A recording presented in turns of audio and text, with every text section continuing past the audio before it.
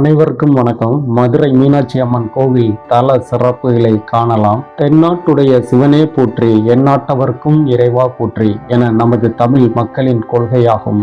மேல் கூறப்பட்ட வரிகளில் நமது நாட்டின் தென் பகுதியில் வாழ்ந்தவர்களின் இறைவன் சிவபெருமான் என உறுதியாகிறது.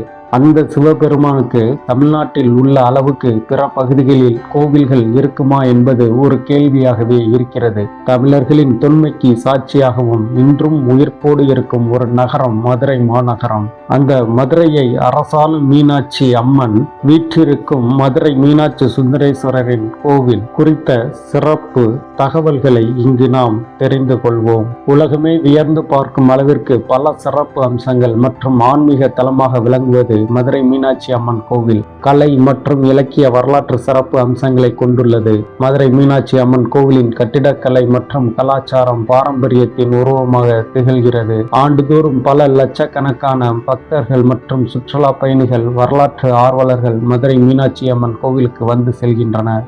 5000 வருடங்களுக்கு மேல் இன்றும் மக்கள் வாழும் உலகின் ஒரு சில நகரங்களில் மதுரை மாநகரம் ஒன்று. மேற்குலக நாட்டின் கலாச்சார மையமாக கிரேக்கத்தின் ஏதென்ஸ் நகரம் போல கிழக்கத்திய நாட்டின் கலாச்சார மையமாக மதுரை மாநகர் இருந்ததால் இதை கிழக்கின் ஏதென்ஸ் நகரம் என அழைக்கின்றனர்.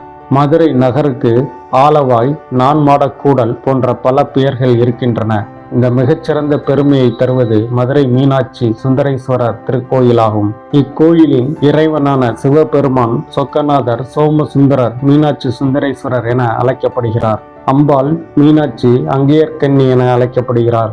பார்வதி தேவியின் 51 சக்தி பீடங்களில் ஒன்றானது இக்கோவில். கடம்ப மரங்கள் ஒரு காலத்தில் இங்கு அதிகம் காணப்பட்டதால் மதுரைக்கு கடம்ப வனம் என்கிற ஒரு பெயரும் உண்டு. மதுரை மீனாட்சி அம்மன் கோவிலின் தல விருட்சமாக கடம்ப மரமே இருக்கின்றது. இக்கோயில் இருக்கும் மதுரை மாநகரம் முற்காலம் முதலே பாண்டிய மன்னர்களின் தலைநகரமாக இருந்து வருகிறது. புராணங்களின்படி குழந்தை பேரில்லாமல் தவித்து வந்த மலையத்துவஜ பாண்டிய மன்னனுக்கு அந்த பார்வதி தேவியை மகளாக பிறந்தாள். அக்குழந்தைக்கு தடாதகை என பெயர் சூட்டி வளர்த்து வந்தார் மலையத்துவஜ பாண்டியன். தடாதகை மங்கையாக வளரும் காலத்தில் போர்க்கலைகளை கற்று பல்வேறு நாடுகளின் மீது போர் தொடுத்து அவற்றை வென்றெடுத்தாள். கைலாயத்தில் இருக்கும் சிவபெருமானிடம் போர் புரிய சென்றபோது அவரின் மீது பிரியம் ஏற்பட்டு அவரையே தனது கணவனாக ஏற்க விருப்பம் கொண்டாள். சிவன் பார்வதி திருக்கல்யாணத்தை காண தேவலோகவாசிகள், சித்தர்கள், முனிவர்கள் அனைவரும் கையிலையில் திரண்டனர். பிரம்மதேவன் முன்னின்று இத்திருக்கல்யாணத்தை நடத்தி வைத்தார். பாண்டிய மன்னரின் மருமகன் ஆனதால் சிவபெருமானுக்கு சோமசுந்தர பாண்டியன் எனும் பெயர் ஏற்பட்டது. அன்னை பார்வதி மீன் கொடியை கொண்ட பாண்டிய மன்னர் பரம்பரையின் அரசியாக